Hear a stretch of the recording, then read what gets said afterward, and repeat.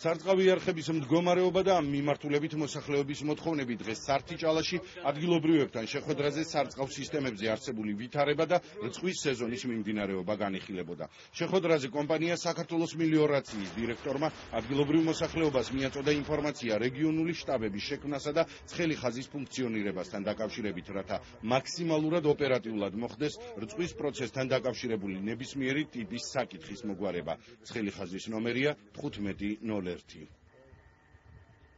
შევხვდით ადგილობრივ მოსახლეობას და ფერმერებს, გავეცანით წყლის პროცესის მიმდინარეობას, ასევე გავაცანით ფერმერებს, რომ შექმნილია რეგიონალური შტაბები მიმდინარე პროცესების ოპტიმალურად წარმართვისთვის და ასევე ამუშავებულია ცხელი ხაზი, სადაც მათ შეუძლიათ მიმართონ თუ რამე პრობლემა წარმოექმნებათ წყლის პროცესში.